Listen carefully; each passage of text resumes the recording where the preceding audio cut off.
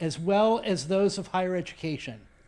Our challenge is to make sure that we make room for all perspectives, which includes the right to present speakers and programs and the right to protest them. Tonight's speech and discussion is brought to us by a registered student organization at UCLA for the engagement of our campus community. We understand that the talk tonight may elicit disagreement, and we recognize and value the rights of individuals to express their feelings. But the university will not permit a response or a protest that is so disruptive as to effectively silence the invited speaker and prevent them from communicating with a willing audience. Campus officials are present and prepared to approach any individual or group who create such a disruption during this program. They will be warned, and if the disruption continues, the individual will be escorted out of the venue and subject to arrest by the University Police Department. Individuals so removed may also be held accountable under the Office of Student Conduct, as well as any applicable criminal laws. Our goal tonight is to have a peaceful and respectful event. Thank you for your attention.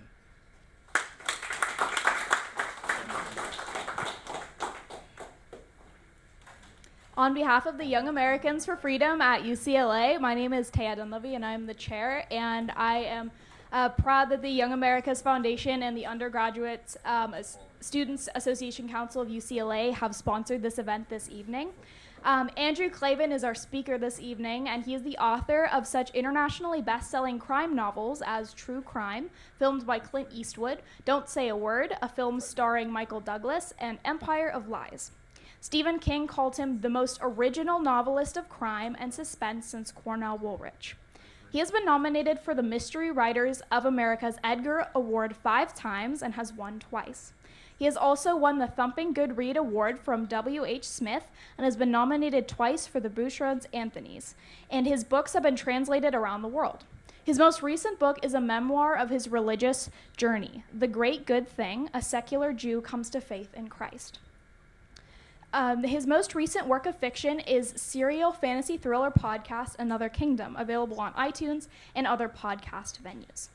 Andrew has also written thrillers for young adults, including best-selling Homelander series, which follows a heroic teenager's battle against terrorists.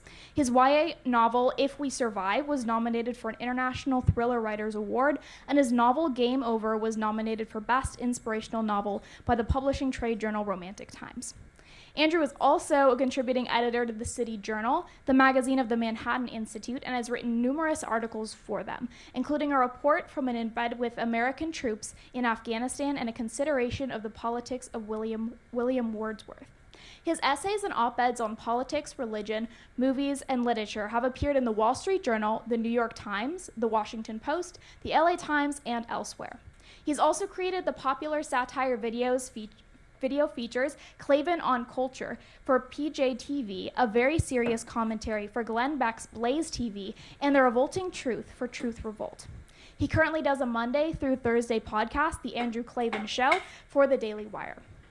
As a screenwriter, Andrew wrote the screenplays to A Shock to the System, which starred Michael Caine, and One Missed Called, which starred Edward Burns. He also wrote the script for the groundbreaking iOS app, Haunting Melissa, which won the 2014 Apply Award for Entertainment. So please join me in welcoming our highly acclaimed speaker, Andrew Klavan.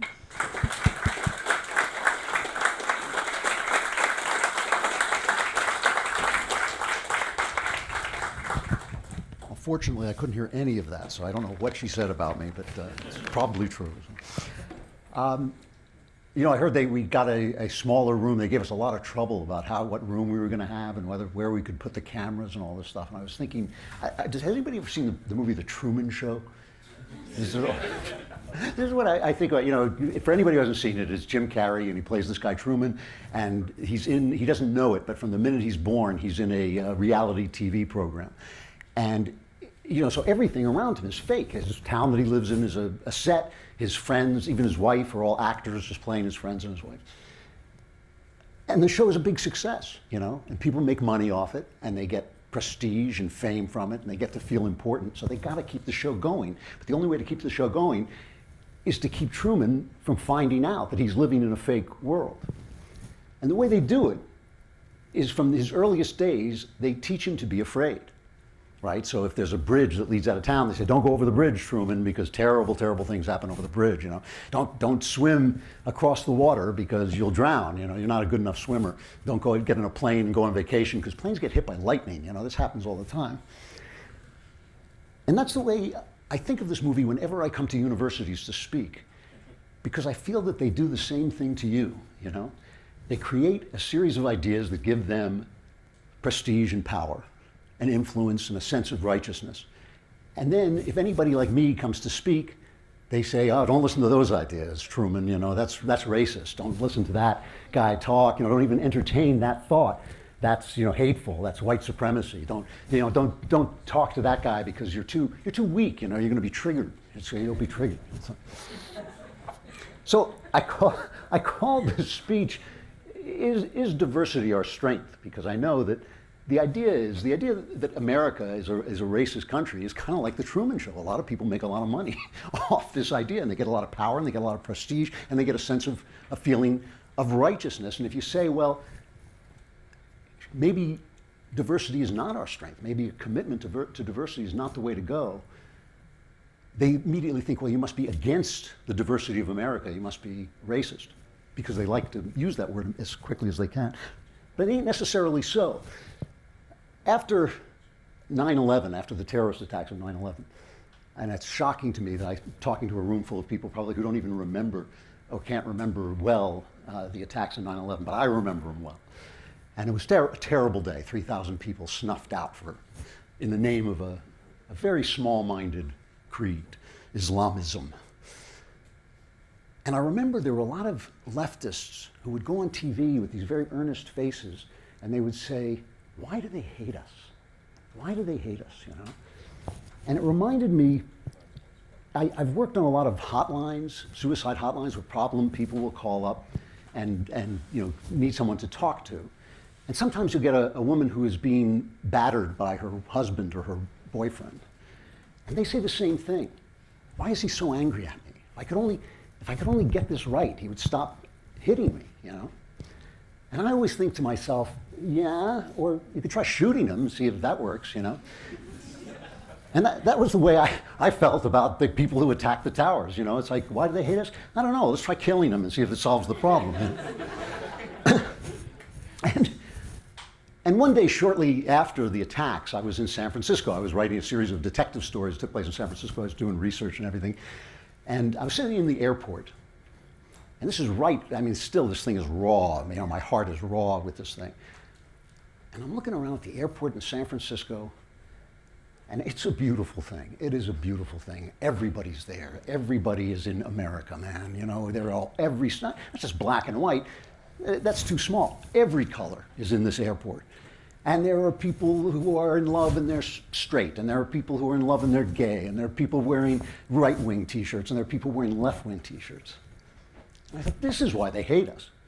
This is why they hate us, because this is what we are, and the reason we're like this is not because anybody's committed to diversity. This airport wasn't constructed by people who are committed to diversity. It was constructed by people who are committed to a bigger idea, the idea of freedom.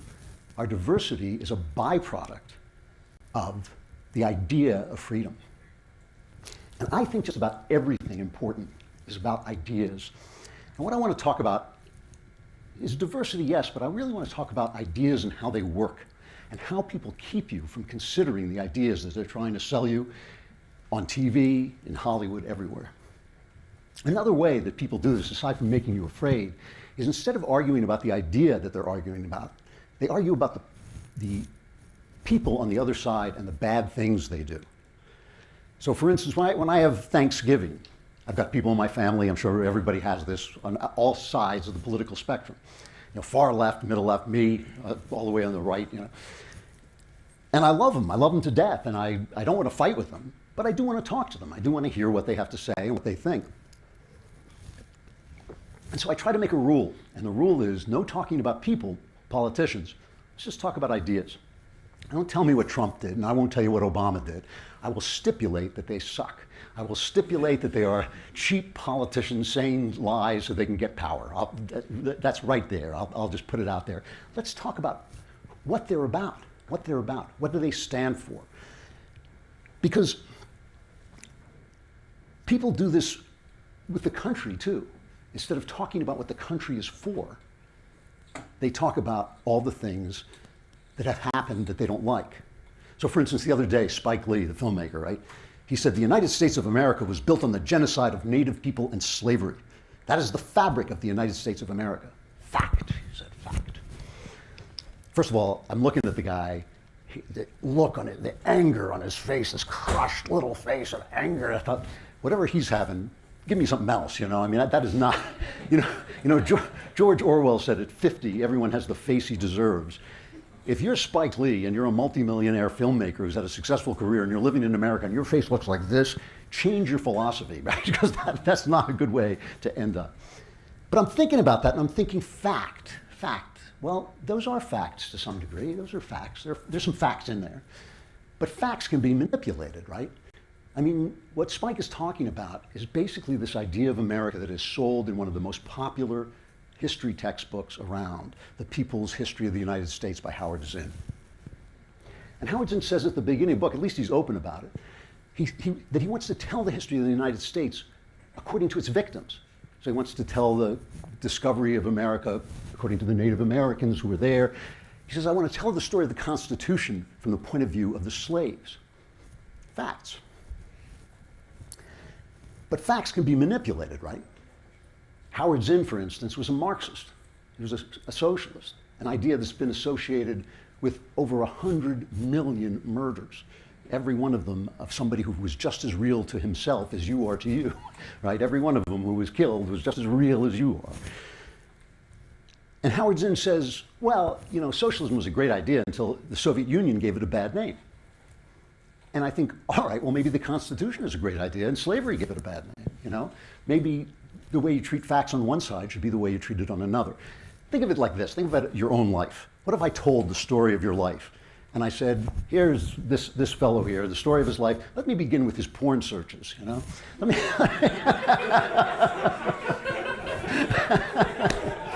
And then we're gonna talk about the time he was nasty to his mother, the time he lied to his girlfriend, and that's what I'm going to talk about. I'm never going to talk. What would any of us? I mean, I'm picking on this guy, but all of us. I could do that to any of us. What if somebody said, who was Martin Luther King? Well, Martin Luther King was a guy who cheated on his wife. Fact. What if I said that? Who was Thomas Jefferson? Thomas Jefferson was a guy who owned slaves. Fact, right? But people, cities, countries, civilizations are not just about the things that happen. Those things shouldn't be hidden away. They should be talked about. They should be known. But they're not just about the things that happen. They're about the things they stand for, the things they fight for, the things they live for and die for, and the changes they make in the world, whether they're for good or ill. And when you start to isolate the ideas that people stand for, one of the reasons people don't like to do that is because a lot of people's ideas don't make any sense. This is true of a lot of people, okay? Now I want to say before I say this, this is not a moral judgment, okay? I truly do not care how you live your life. I don't care who you sleep with. I don't care what you put into your body. I don't care what you do for a living. I don't care what books you read. I'm old and wise, and I can tell you that some of the ways you live are going to make you miserable. But the key word there is you, not me, okay? So you're on your own, Go for it. So when I say these ideas don't make sense, what I mean is they don't hold together. So just to give you an example, there's a lot of people now who say that men and women, there's no inner difference between men and women. There's no inherent inner difference between men and women. They're exactly the same. Inside, men and women are exactly the same. Now, the experience of my life is not that. That is not what I've seen in my life. What I've seen in my life is that men and women are very different, inherently, inwardly different. But I don't care. You're young people. You want to experiment with a new idea, see how it works out for you? Go ahead. What's it to me, all right? But the same people who tell me there's no difference between men and women will come to me and say, I'm a woman in a man's body. And I'll think, if there's no difference, how do you know? I mean, it would just be the same thing, you know? What keyed you into the fact that somebody who's exactly like you is inside someone who's exactly like you? I used to watch the Occupy movement. I don't know if anybody remembers the Occupy movement, but they were this kind of socialist anarchist movement that was protesting George W. Bush. And they turn up in these big, big protests, and they'd angrily take out their Apple iPhones, and they'd go on Facebook, and they'd put a post about how awful corporations are. I think, wait a minute, your Apple iPhone and your Facebook, you know, maybe you should go on Google and Google the meaning of corporation while you're at it. A lot of these people, everything good they have in life and everything good that's happening in the world around us comes from capitalism, and they hate it. Or, one of my favorites is when people say this is a terrible country because we want to close the borders or we want to protect our borders. Terrible, terrible racist country, we want to protect our borders. If this were a terrible country, we wouldn't have to protect our borders, okay? Nobody's going out. Nobody's swimming against the sharks to get to Cuba. Nobody is fighting with the Mexican border guys to go over that way, right? They're coming here. You know why? They're risking their lives. They're risking their children's lives. Women are getting raped. They're suffering atrocities because they want this much of what Spike Lee's got. This much they would settle for. They would sell everything, risk everything to get this much of what Spike Lee is angry about. So let me tell you my idea, what I'm for, and what I think America is for, what I think the American idea is for. The American idea, I think, is freedom. I think this is a central idea. And I want to tell you why I'm for freedom, because freedom has a cost. Everything has a cost. Every single thing has a cost. So whenever you hear somebody say free, the rest of that sentence should go out the other end of your ear, okay? When Bernie Sanders gets up and says there should be free health care, what you should hear is, I'm lying to you now and shaking my fist in the air. Because there is no free health care. The question is who's paying for it, and is it right or just that he should pay? That's a fine argument to have. I'm not against that argument. But when somebody says, you should have free college, somebody's going to pay for college. Should they? Is it right for you to take that money to go to college? Might be, but it's worth having the argument. You want to have the real argument. So I want to tell you why I believe in freedom first, and then discuss a little bit what it costs. I believe in freedom because I believe the only truly important thing on earth is you and me, okay? People say, well, what about the beauty of nature? It's all here. No other animal has the word beauty in his repertoire. Only we have it. Only we know what beauty is, you know? Everything that's important about the world happens in you and around you and from you, everything. That doesn't mean don't care about the earth, because the earth supports us, but let's put first things first. Your lives are going to be happy or sad, good or bad, according to what you love. The more worthy the things you love, the more worthy the people you love, the more joyful and rich your life will be. This is true. Look at anybody, look at your own life, you will see that this is true. And love is not love unless it's freely chosen, right? Listen, like I said, I'm older and wiser than most of you. If I took a gun and came to your house and pointed it at your head and told you every day what to do and ordered you to do it, I'd probably make better decisions than you would. That's the way it works, right? When you're my age, you make better decisions than when you're your age, right?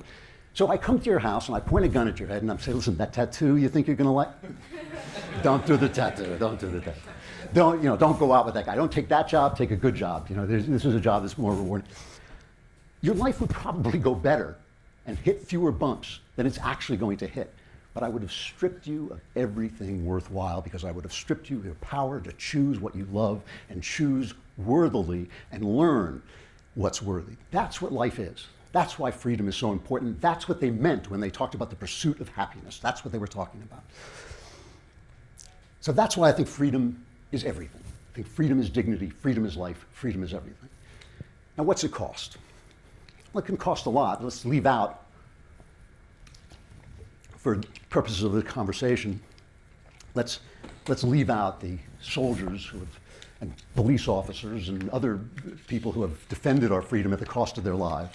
We'll remember that they're there, but that's not what we're going to talk about. Because people don't like your freedom. People want to tell you what to do. I mean, they just do. It is just in the nature of things. But let's talk about some of the social costs. You can't be free and equal, okay? People cannot be free and equal. I love it when people talk about white privilege. You have white privilege. I think, God, I hope so. At least I have something going for me. Because the fact is, everybody, I mean, there's some people who were born without anything, born to sickness and born to, all right.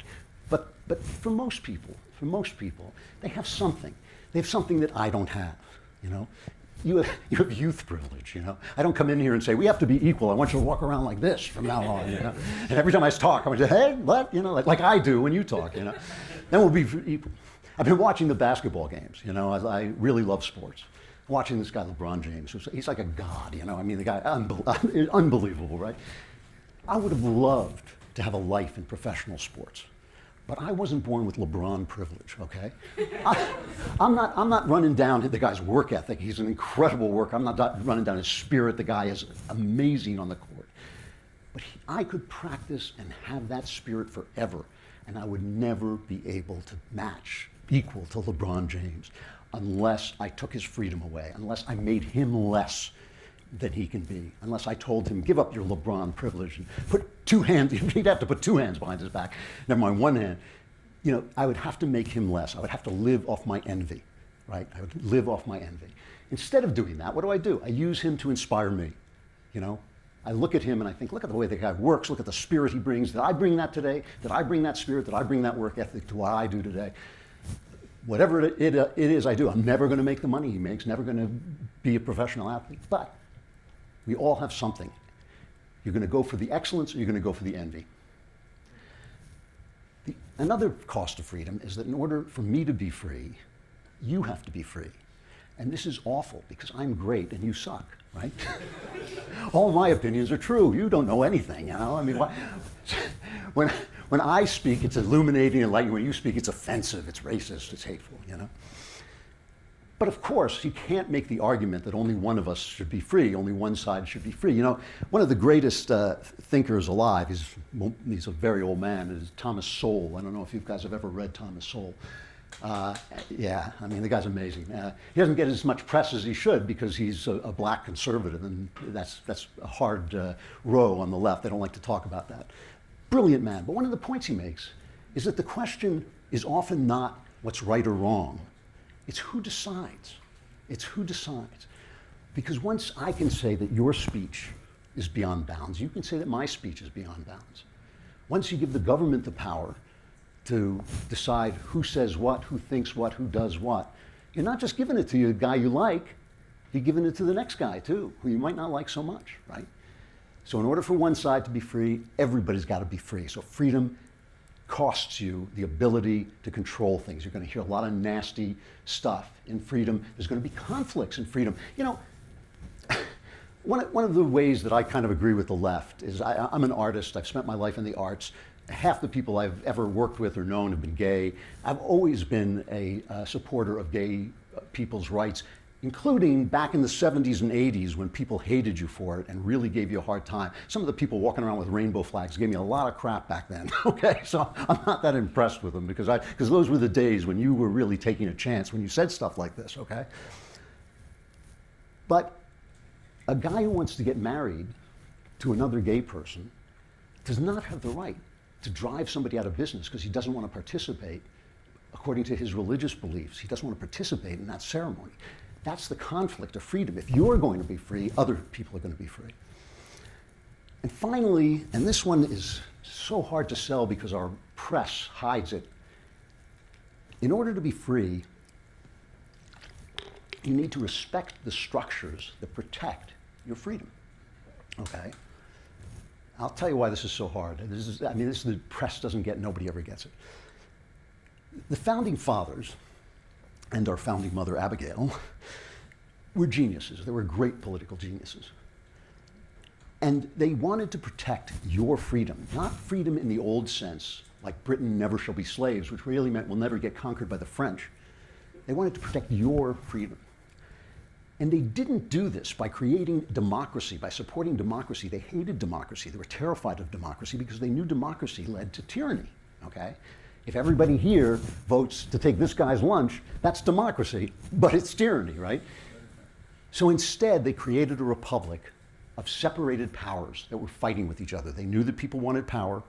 They knew that people would protect their little power and try to extend it, so they put other people who could defend them, try to stop this guy from spreading his power, because that would take my power. So they have the president fighting with the Congress, they have the Congress fighting with the courts, they have the courts fighting with everybody, they have the states fighting with the federal government. And that's what protects us, is those structures. So that means that sometimes, even if you get the result you want, you have to say no. You have to be against it. We're talking about gay people, me feeling, leave them alone, let them do whatever they please, just like everybody else. That's what I want for everybody. Let them do what they please. But I was very much opposed to the Supreme Court decision saying that marriage was a right. Why? Why? Because I didn't believe that 5 unelected people should be able to tell the states what laws to pass about marriage. One of the ways that the founders protected our freedom was with what's called enumerated rights. The Constitution is a list of the rights that the federal government has, and everything that's not listed, they don't have. In the original arguments about the federal government, many of the founders didn't want a First Amendment protecting free speech, because they said there's nothing in the Constitution that gives the federal government the right to legislate speech, so they can't. Why would we need to say that twice? Fortunately, some of the wiser heads among the founders said, say it twice. Just say it twice. Because people want so much power, they want it so badly, that they will take it away if you don't tell them that they can. So that's what I think about. That is what the American idea is and how it works. And when you support the structures of freedom, that means you got to convince your neighbors. That means you got to go out and convince your neighbors to vote for the things you want. And that's a lot harder and takes more patience. And that's why, the left celebrates when they get a good court decision, and the right sometimes says, yeah, I agree with that, but I don't agree with the decision. Now, another really important thing to know about ideas, and yes, I am getting to the question of diversity, but this is really the way I want to talk about this, the approach I want to take, is ideas expand to fill the space created by their internal logic, okay? This is what Martin Luther King meant when he said, live out the meaning of your creed. He didn't say, this country has mistreated me, screw it, right? He said, this is a wonderful country, but it's not being wonderful to me because it's violating its own principles. It's violating its own principles. So they started out with this thing where they said all men are created equal and endowed by their creator with certain rights. And Howard Zinn is right. They were holding slaves. That was a violation of that idea. It wasn't bad because the idea was bad. It was bad because they weren't living according to the idea. But ideas are incredibly powerful things. They're incredibly powerful things.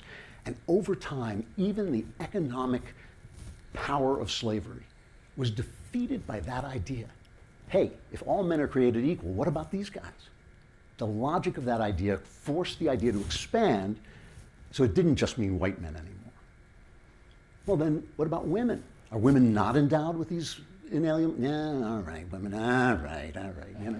The idea expands to fit. So instead of looking at these ideas and saying, as the left sometimes does, well, they were just a bunch of Christian white men making those laws, what we should really say is, thanks, Christian white men, good idea, and now we're going to expand it, and it's going to be ours as well. It's going to free all of us, okay? And that is a really important thing about creeds, right? Because they are unstoppable. So what does this mean for our country? And what does it mean for diversity? You've heard the term American exceptionalism. And most people don't know what American exceptionalism means. They think American exceptionalism means, yay, America, we're the best. That's what they think it means. Even Barack Obama thought this. They said, do you believe in American exceptionalism? And he said, well, I'm sure the British think they're exceptional, and then the Greeks think they're exceptional too. That's what he said. Not what it means. It means we're an exception. It means we're different than other countries. How are we different than other countries? We are different because we are built on this idea. Other countries are not built on ideas. Most countries are either racial constructs. You have the French, it's called France because it started with the Franks. It's called England because it started with the Anglo-Saxons. The German tribes became Germany. Or they're colonial constructs where some guy in England looked at Africa and said, yeah, we'll make that the country. And then they have ethnic wars forever, right? That's one of the problems in the Middle East, is the British carved up some of the countries, and the people, don't agree with each other, and they don't like each other, and they have feuds. In Afghanistan, they have feuds that have been going on for 400 years. Your super great grandfather stole my super great grandmother, and I'm going to kill you for it. They really do that, and that's the way most of life has been lived in our world. That is the way most life has been lived. But America had this thing where they said, no, we are this idea. Sign on to this idea, and you're an American. Come here legally, sign up, say we support the Constitution, you're in. I lived in England for 7 years. I could have died there. I never would have been an Englishman. Never. They never would have said, oh yeah, you're an Englishman, welcome to the country. I could have become a British subject. I would have been a British subject, but I never would have been an Englishman. Here, 10 minutes, and you're an American. I mean, it's amazing. It's an amazing thing. And now that idea has spread, but if you think that that was the way the world worked before us, you are wrong. That is a new idea. That is an exceptional idea. George Washington wrote a letter to the Jews. The Jews kind of were worried that they were going to be attacked as they had been everywhere else. Why? Because the Jews were never part of the race that founded the country, right? They were always the outsider. And they said, we want to be part of the country. And Washington said, happily, the government of the United States gives to bigotry no sanction, to persecution no assistance, requires only that they who live under its protection should demean themselves as good citizens. In giving it on all occasions their effectual support, all you had to do was buy into the American idea, and you were an American. And that's where diversity comes from. Now, here's a strange thing, okay? After the Civil War, when there was Jim Crow laws, incredible bigotry. I mean, I lived to the very tail end of this, but just terrible, terrible treatment of our citizens who were black. Anything to kind of make the Civil War not take effect, all right? During that period of time, black Americans advanced, okay? They became richer. Their unemployment rates went down. Their marriage and family, intact marriages and families remained strong, which is a very important, illegitimacy, single parenthood is one of the biggest indicators of a bad outcome for people. You go to prisons and you look in prisons, no dad, no dad, no dad, no dad. You can go down the cells and that's what you'll see. Crime, the crime rate dropped among African Americans. They were moving into the middle class, despite this incredible bigotry. People were doing bad things, but this American idea was buying them and bringing them forward in spite of all these bad things that people were doing. After the 60s, that changed. Today, it's getting better under Trump, but today, the unemployment had gone up from there. It's now some of these things are actually right now getting better. Crime went up in the 70s. Crime in the black community was disaster level in the 70s. Illegitimacy, which as I say is a huge predictor of outcomes, is now between 60 and 70%, which is higher than it was during slavery days when those bums were selling families down the river, okay, when they were purposely breaking up families to keep these people from having lives. The illegitimacy rate is worse now. What happened? What happened, okay?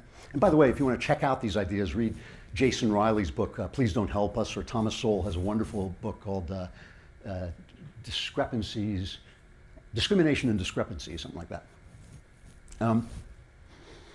What happened was the left took us away from the idea of freedom to this idea of diversity.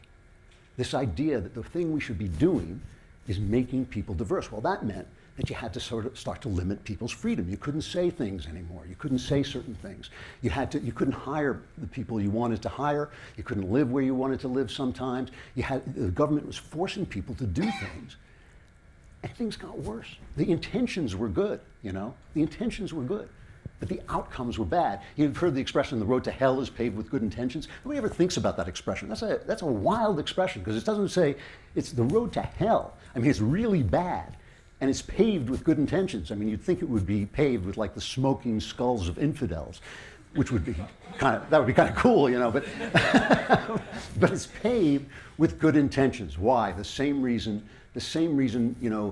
that in the Bible they say, seek first the kingdom of God and all the other things will be given to you. Sometimes you have to get for the meta idea, the big idea, the idea of freedom. And that idea brings in the diversity, okay? I will tell you this, I will end with this, and then I'll take any question you want. You may not believe this, but I will tell it to you, and 20 years from now, you can look back and say, that guy said that was going to happen, all right? You guys are going to live into your hundreds, okay? Could live to be 200. You're going to live the longest, healthiest lives that anyone has ever lived. They're probably going to put things in your head that make you smarter than anyone's ever been. You're going to see things, experience things, do things that no one has ever done before, okay? Some of you may live on the moon. You may live on Mars, for all I know, you know? Some people say that's not possible. I think it is. But if your generation keeps its commitment to freedom, not one of you is ever going to lose a job because of the color of your skin, because of your race. That was my problem in my day, even before my day. I'm the oldest person here, and that's living in the past. That's living in the past. Those are not the problems you are going to face. Racism is not going to be your problem. Your problem is going to be whether you're still a human being after they pump your IQ up to 576. They're selling you envy instead of excellence, right? They're selling you anger that will, in the end, the righteousness of your anger that in the end will make you look like Spike Lee, you know, this angry person. And they're selling you the idea that there is something better than freedom. And I'm telling you that freedom is the best idea that anybody ever had. And don't let them make you afraid. It ain't the Truman Show, it's real. Do not let them make you so afraid that you walk away from it. So that's all I have to tell you, and I will answer any questions you've got.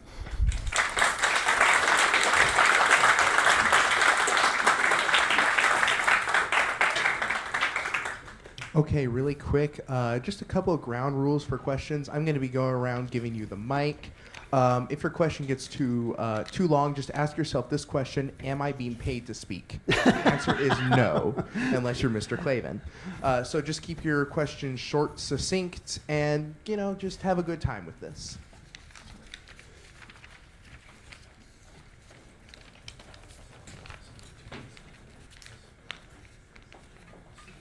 Hi, Mr. Klavan. Love you on Steven Crowder when you do the guest appearances. My question is, with regard to you're talking about diversity, there's many military veterans that advocate for freedom and they fight for it.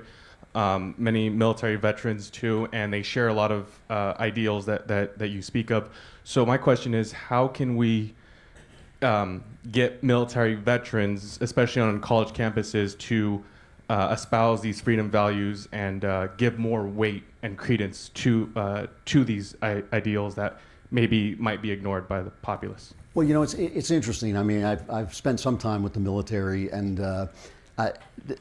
they terrific people, but they hate talking politics. I mean, they will, but that's not what they're there for. They are there to defend the country. And it doesn't matter who's president, and it doesn't matter, they're not the ones who make the decisions where they go and where they fight. And so they don't like to talk too much until they get out, until they're out of the service. They don't like to talk too much about those things because it is actually in some ways against their brief, which is to defend the country no matter what. The decision is made. We have wonderfully a citizen-run military. That's a beautiful thing, right? And so their attitude is almost always, hey, you send me, I go. I don't sit there and think like, I don't like this war, I don't like that war. You send me, I go. They know that the politicians are going to screw them. They know that they're going to get in the way of their mission. They know all that stuff, and yet they go. And that is a beautiful thing. And I don't really think, I think you got to wait in some ways until they leave the uniform behind, and then they can start to be a citizen, a normal citizen, and start to talk about those things and refer back to their military experience in doing it. And I think that's why you have to cut them some slack about it.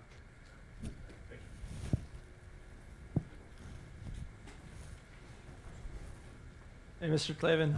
I love your podcast. Oh, and thank you. Another Kingdom was really good, too. Thanks very much. So in my political theory class the other day, our professor asked us, would we rather us and another person have $5 or we have $10 and the other person has $50? and most of the class said they'd rather we both have 5. So my question is, why do you think these leftists think income inequality is worse than like poverty? Or, if we're better off, but there's a greater gap, why is that? Why do they hate that? Well, you remind me of an old joke about the Soviet Union of like two Russian farmers on their terrible land, Boris and Ivan, and they have exactly the same crummy piece of land that's not giving anything, but Boris has a goat, And one day Ivan is out working in his crummy field, and an angel comes to him and says, "I will give you one wish. What do you want?" And Ivan says, "I wish Boris's goat would die." The central fallacy of the left's economic theory is that money is, there's a pot of money and we're all splitting it up. If I get more, you get less. That's not the way capitalism works. Every new idea creates more money. And so actually what you should be doing is creating and working and doing stuff to get yours, because that creates more wealth for everybody. The insane thing, this is what always gets me about the left, is people ask me why I became a conservative. I always say I became a conservative because I'm a liberal. That's the way you accomplish the goals, right? The crazy thing is, poverty in the last 10 years has been cut in half worldwide because of capitalist principles.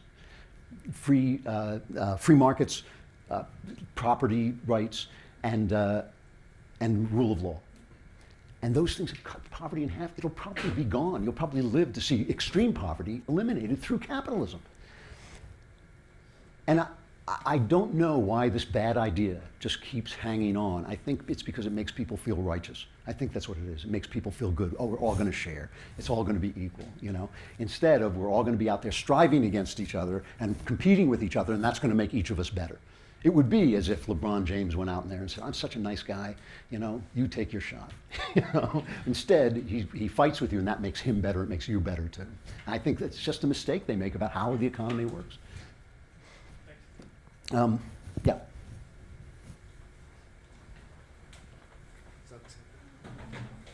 Okay. We've lost. I'm Mr. Klavan. Hi. So we've been talking a lot about like freedom as sort of a big idea and an American exceptional idea. I'm graduating college now, so I've only sort of been with the program for 8 or 10 years in terms of knowing what's going on in the world. But in that time, I really cannot remember a time where the government has done something to ostensibly increase our freedom. I can't remember a time we took a law off the books or decreased some sort of bureaucratic red tape. It all just seems to be increasing and growing. And in that way, it's sort of tough to be optimistic about our future and about our future freedoms when all we're seeing is, our freedoms going away. So how do you see the future developing in that sense, and what can we do about it? Okay, well, I think one of the things that has occurred in the time since really Woodrow Wilson is the existence and growth of what they call the administrative state. And this, unfortunately, is a boring topic, which is probably more important than anything else we talk about. It is the creation of an immense bureaucracy with the power of law, the power essentially to come into your shop and say, you have to run your business this way. Nobody elected me, nobody passed this law, but I say it, and if you want to appeal it, you have to appeal it to me. Okay, it's incredibly unfair. And one of the reasons nobody talks about it is because the First Amendment protects people who talk against it. Because of the First Amendment, we don't have a bureaucracy of speech, right? So they don't get me, and so I don't realize what it's like to be a rancher who tries to cut down a tree on his own property and the feds parachute in and start shooting at him, I don't have that problem. This is a huge deal. It is one of the best things about the Trump presidency. I have all kinds of feelings about the Trump presidency, which I'm happy to talk about if you want to ask me about it. But one of the truly good things about the Trump presidency is his dialing back of the state. The problem of the administrative state, the problem is while he's dialing back the actual regulations, he's not dialing back the actual state. And that's what has to happen, and it has to be done by force of law. There have to be laws that say you cannot have an unelected bureaucracy that has the force of law and can't be appealed to outside of the bureaucracy. That would be the main place to fight, because you're right, it is the government's nature to grow. And conservatives talk about small government. We're not going to have a small government. It's a huge country. It's not like 13 colonies with guys in funny hats anymore. This is a big, big place. We're going to have a big, big government. What we want is a limited government. We want a government that obeys its enumerated rights and does not go beyond them. We want a federal government that doesn't step on the states' rights. That's what we want to defend. And that's why conservatives are always being accused of bad things, because they won't let good things happen in a bad way.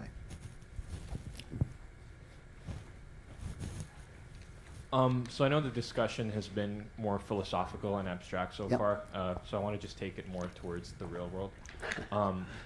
So hopefully the Republicans keep both houses coming up in November. But regardless of what happens, what would you say is your optimal strategy for President Trump and the Republican Party over the next 2 years following the midterms? That's a really good question. What would I like to see happen, you know? This thing about the administrative state is big. I would also like, I mean, one of the biggest mistakes Trump has made is his commitment to leave entitlements untouched. It is a disaster. I actually am willing for there to be a welfare state. I'm not an extremist or an absolutist about this. I think the welfare state, people don't remember this, but the welfare state actually kept us from going socialist, you know? But the problem is the welfare state is a temptation. It means that you can always buy votes by saying, I'm going to give you this, I'm going to give you that, so vote for me, right? Our entitlement program, like Social Security, was built to pay out at 65 when the length of most people's lives was 63 years old, okay? So you're piling money in there. You had like 10 guys piling money in there that you were never going to collect, right? Now, there's like 2 young people for every old guy, and he lives till he's 80. It just doesn't make mathematical sense. So when Paul Ryan, who unfortunately was the only guy with the courage to take this on, when he said, you know, we've got to raise the level of Social Security, and this stuff is bankrupting us, it is driving us into bankruptcy. When Paul Ryan said, we're going to raise the age of Social Security, the Democrats put out an ad that showed a Paul Ryan lookalike pushing an old woman off a cliff. She's this old granny in a cliff, you know, and he's pushing up. The thing is, a 65-year-old woman doesn't look like that anymore. She's playing tennis. She's doing yoga, you know? She would kick Paul Ryan's ass, you know? And so that doesn't make sense, and you just need to, they're playing off emotions and not dealing with the facts on the ground, which is that people live longer, you know? And that's the key thing. That's the one thing I think he has not addressed, and he may get it. One thing I see about Trump is he really learns stuff. He may start to figure it out. How would you address What's that? Can I ask a follow-up? Yeah, sure. Why would you say it's extremist to not want a welfare state at all? Because isn't basically saying that I'm or he is responsible for somebody else who we've never met, who never talked to, will probably never meet, isn't that infringing on our personal freedoms, really? Yes, it is. It's against my principles. A welfare state is against my principles. I can't help noticing that there's no such thing as an older, free government without a welfare state. And it makes me think that you simply cannot preserve the freedoms that I want to preserve, that I think are so important, without compromising this principle. That's what I think. It's realism. I think it's realism. But it's against my principles. You're absolutely right. You made the distinction between a creedal country like the United States and the nation states of Europe, and you would agree that a country like the United States has the right to defend its borders based on its creed. Would you then ascribe countries in like Europe and Asia and other parts of the world the right to defend their borders based on their nation, on like their national culture? That's a great question. It's a great question. One of the things about our creed is it absolutely defies and disallows bigotry. Not true of the European countries. According to their own point of view, way of life, they would have been justified. They would have been morally wrong. They would have been morally wrong, but they would not have been acting against their creed if England had said, no, we want to stay all white, all English, all the time. We're England. That's what we want to do. They would not have been acting against their creed. They would have been acting against my creed, and I think God's creed. I think that would have been, I really do believe that would have been a sin, but they would not have been acting against their creed. The thing is, our creed is so powerful that now everybody's trying to live by it. That's really what's happened. I mean, People forget that there were no republics when America was invented. Our idea is so powerful that even the Soviet Union, which was a slave state, called themselves the Union of Soviet Socialist Republics. Were they republics? No. Why did they call them that? Because America was so successful and free and happy that they wanted to say, yeah, it's going to be just like that, you know. So I think you're right. According to their own principles and history, they would be right to do it. But I think our creed has been so morally powerful that they basically can't do it anymore because we're right and they're wrong. We're right and that would be wrong. Would the equation change a bit though if the way that they're defining the nation, let's say, is not based on like race, like you said, like life, but rather based on like their culture? You know, this is one of the reasons why I thought that the conversation about limiting immigration from Islamic countries is a much more complicated conversation than we've allowed it to be. And people immediately start screaming Islamophobia. Nobody in America woke up one day and said, you know what I'm going to do? I'm going to hate Muslims, you know? It's not what happened. There are serious questions on the books, serious questions about whether Islamic belief systems, their ideas, their creed, fit with our creed, right? That's an argument we should have. That's a discussion we should have. Experts should be debating it on TV. Nobody's talking about it's just Trump is a bad guy, Trump is a bigot, right? But of course, you know, if there were a place called Nazi land and everybody who came from it was a Nazi, some of them would be nice people. They'd be nice to their kids, they'd be lovely to their wives. I wouldn't let them in the country because they're Nazis, you know? So I want to know the nature of Islam and I want to know how much it can adapt to Western civilization before I just open the door to anybody with that creed, okay? Does that answer your question? Yeah.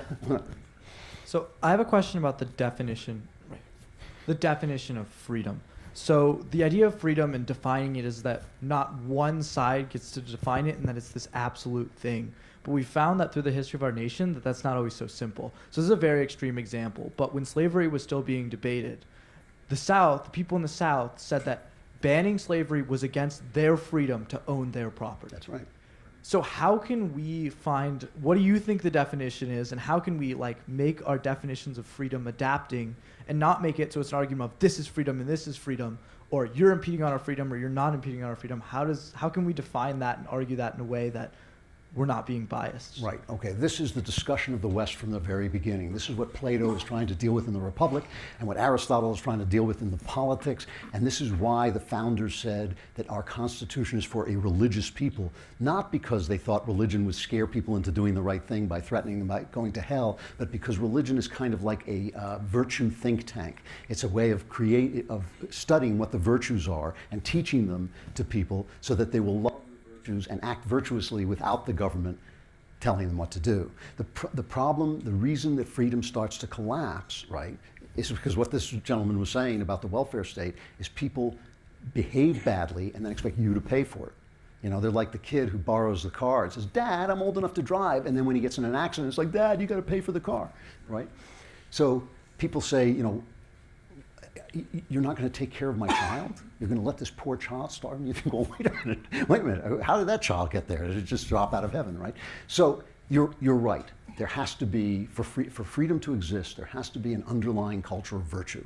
And that is what has been that's what's fallen apart in the country. And it's really difficult to get it back. The problem that Plato and Aristotle were wrestling with is that in order to teach that, you need a coercive education.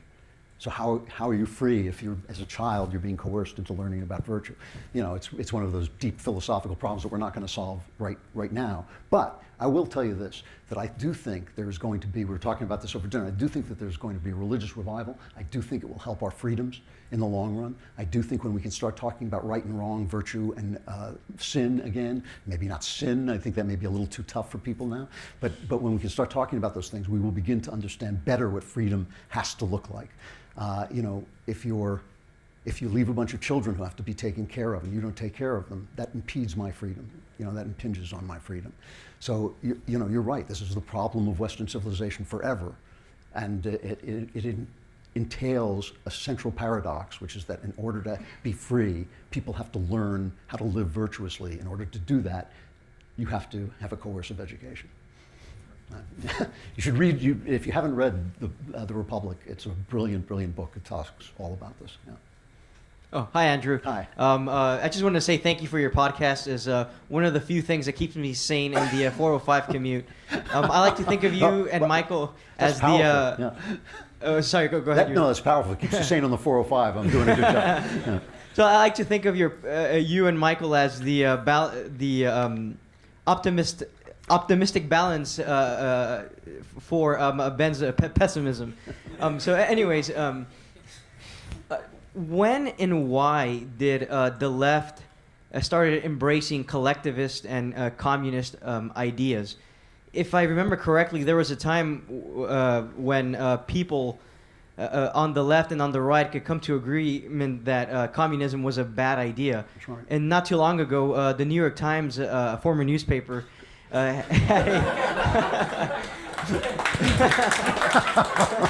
I like to think that somewhere an editor is seething every time.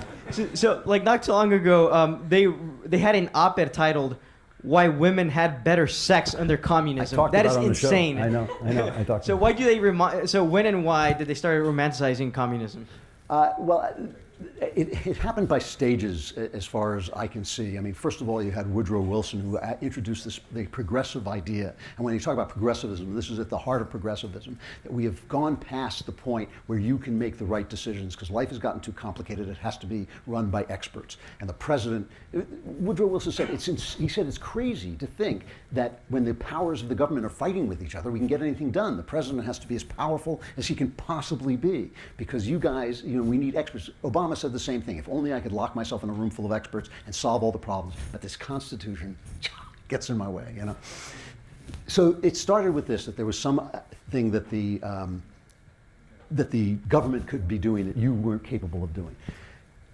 When the Depression hit, and this is why I talk about compromising my principles on the welfare state, that's really when the welfare state got started. And as far as I'm concerned, FDR's policies made the Depression last for 10 years. Most depressions last for like a couple of months and they're over, but his socialist-style policies made the Depression go on and on and on, and they really damaged our freedoms and our government.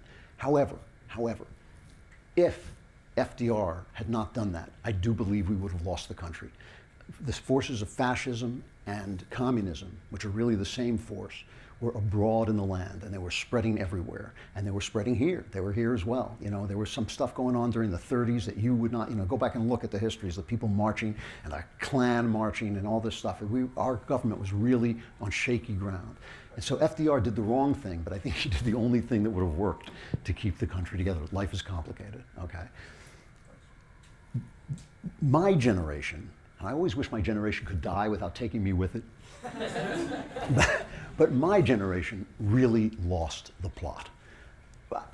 And why that happened, there's a million reasons. I mean, some of it was they didn't want to go to Vietnam. Some of it was a reaction to the acknowledgement of our ill treatment of black people. It took the righteousness out of our hearts and made us ashamed of America. And that had some good effects, right? I mean, we should have been ashamed. It was really, it was against our own principles, right? But that reaction to that made people adopt the ideas of our enemies, and our enemies were the communists. And so if we, just like today, if Trump says white, they say black. If the American government said we got to stop these communists, they thought, well, the communists aren't bad. It's you. You're the bad guy. And that's really when we lost it. It was right around the summer of love, around '68, when that consensus that the communists were slaveholders. That's what they were. They were enslaving half of Europe. That they were somehow the good guys. And it really, we haven't recovered from that. It was a real disaster. It was a real philosophical disaster. I don't know how many people have to die and how many governments have to collapse by this stupid philosophy before someone on the left goes, oh, I get it. I don't know.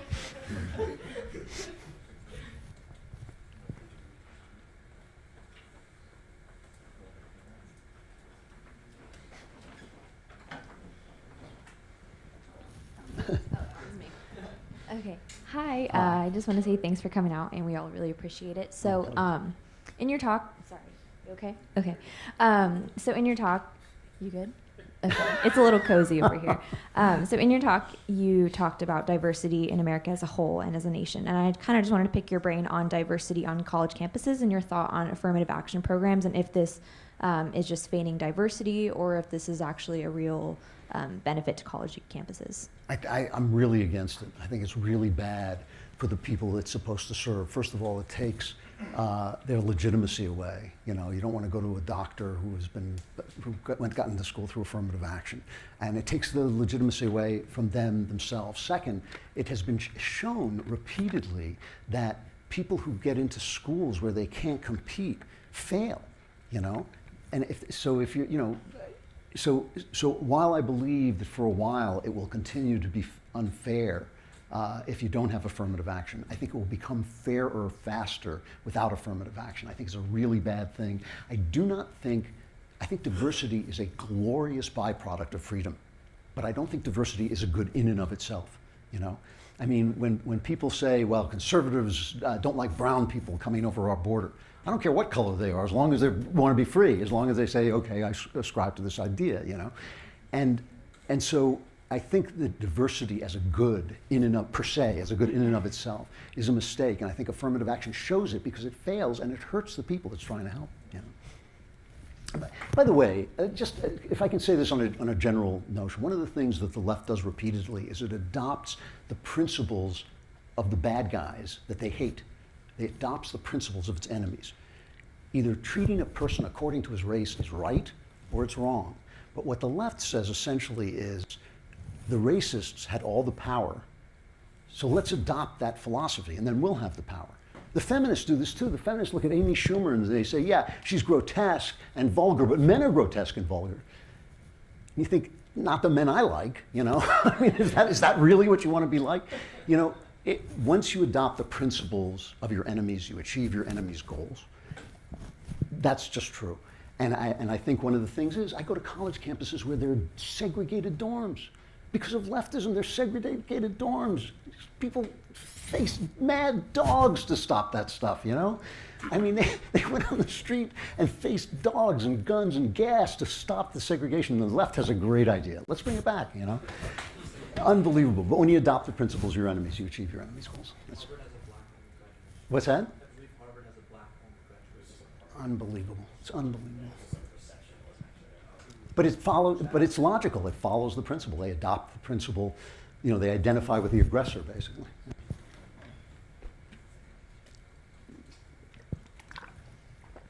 Hello, Mr. Kevlin. I have a question about affirmative action. So you're saying that you're against it, and I have to ask myself the question, how can you, without affirmative action, help some group of people that seem to not get out of a state, that a family or certain group have the same generation over generation, don't seem to be able to take advantage of the opportunities of the country? How do you accelerate the process of them getting out of that state of disadvantage without affirmative action? Well, first of all, I think you got to destroy the teachers' unions. I think that they're one of the most destructive forces in the country. And one of the things they do is they destroy our schools, and then when people run against them, they bring out Miss Brown from the school, who's a lovely woman who's doing a great job, and they put her in front of the teachers union, and they win the votes all the time. But they have kept, I mean, California throws money at our school system, and there's something like I don't know what rank they're, like the 48th worst school system in the country. Education and family. Education and family. It's the two things that many of our minority communities have been deprived of. If you can convince people that they should raise their own kids, that they need a mom and dad in the home, and then you can start to militate for better schools, I think you can change that. And then you're going to need heroes who walk into those schools and teach, you know.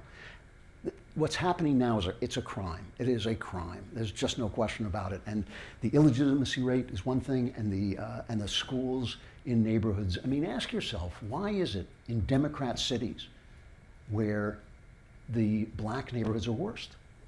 That's why. It's because they support the unions who are corrupt. Not all unions are corrupt, but the teachers' unions are against.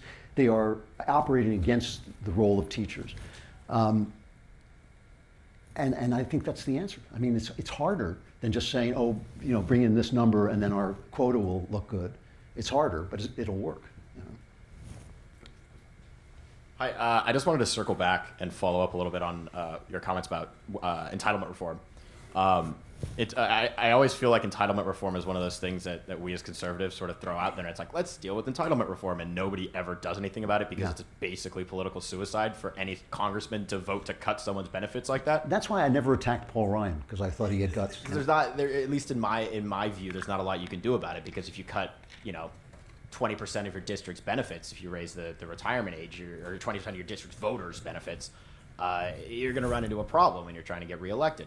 So we could say that we want to touch, or that you think that President Trump should be addressing entitlement reform, but how do you suggest that we go about that? Well, this speaks into two problems. One is, the fact that right-wing politicians are really bad at explaining ideas. They're really bad at explaining our basic ideas.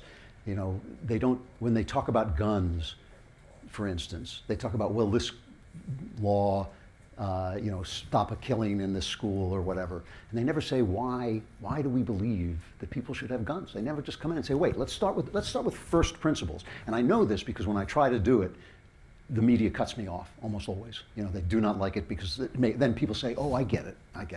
So we have to start, we can educate people, but it talks to the larger problem of our press.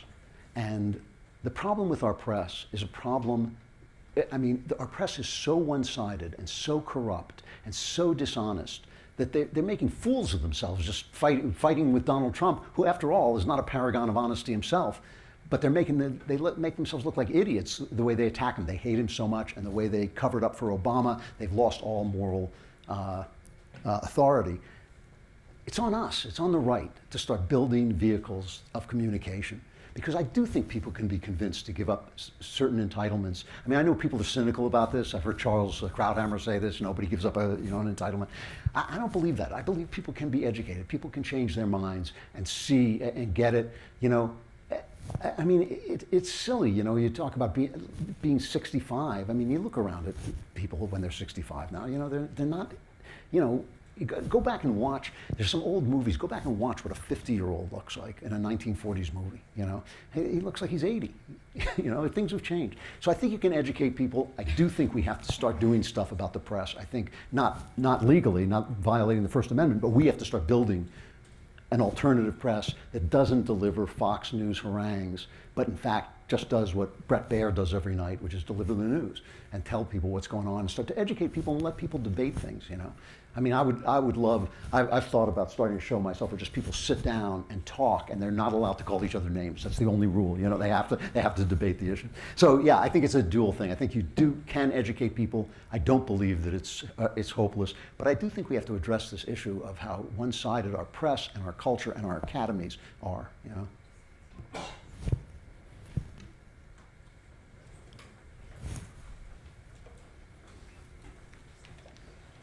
In your view, what do you think should change in our society to stop the mass shootings that have been going on so often lately? Oh man, so many things. I don't think the idea of, I'm for the idea of arming teachers, training some teachers, having higher security.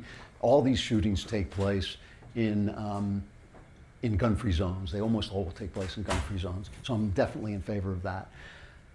But we have a larger problem in this country, and I don't have a solution for it, but I think it's the thing we need to start talking about, is how we treat the mentally ill.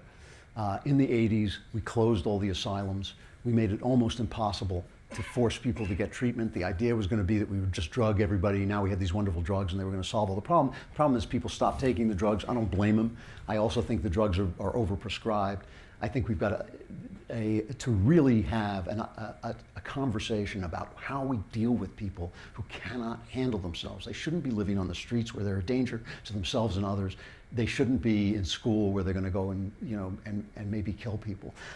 I would like to see the press stop covering these stories in terms of who did them. I would like to see them deny celebrity just by their own acclamation, by their own decision. I'd like to see them deny celebrity to the doers. And I would like to see more secure schools. I don't see any problem with that.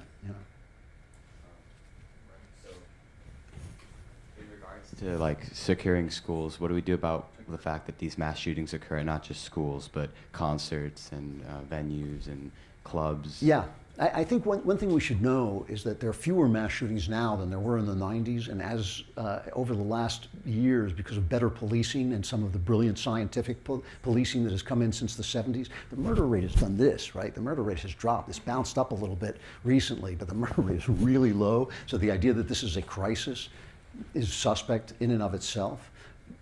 But I do think, you know, in a free country, people are going to have guns. You got to have security. You got to learn how to do it. And I hate to put it on you guys, but the police are really good at this. You know, they really are good. And I know the police don't like people having guns too, but still, I think it's important. I think they have to. And so, you know, I think we just have to deal with it as a problem in living in a free country and reduce it as much as we possibly can, which I think is probably a lot. You know.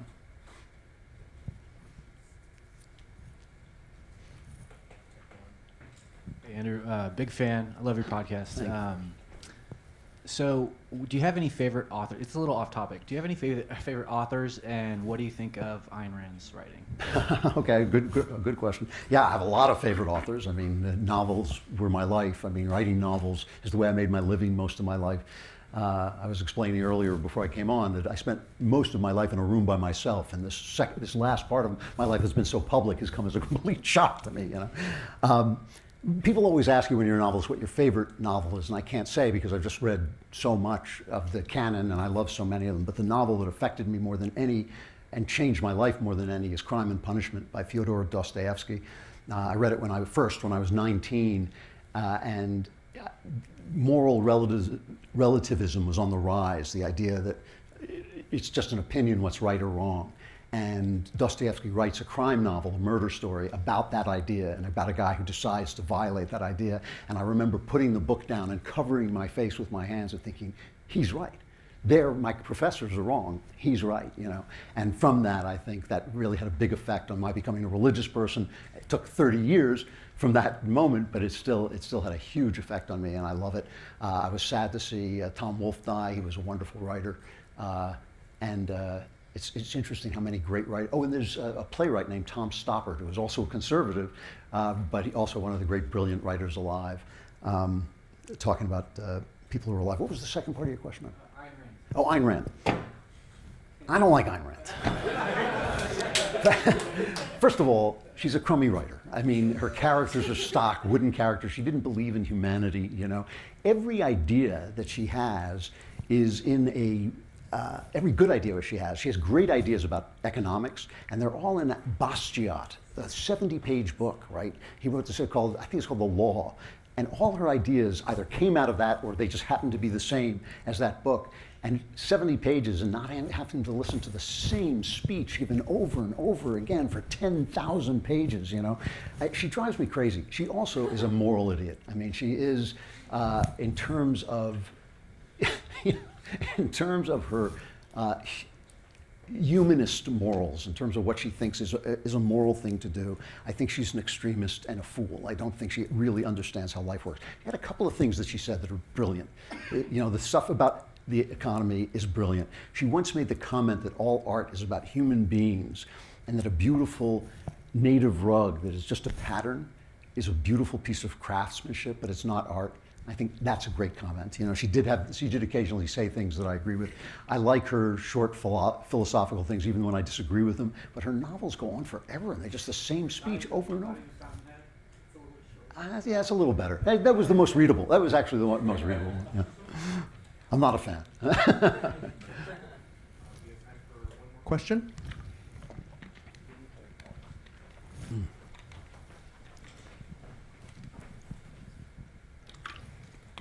Why in our current society does the left highly profile shooters as white males but refrains to associate Muslims with terrorism because they consider it racist? Even though Islam is an ideology and not a race, why are there different rules for one community but not another?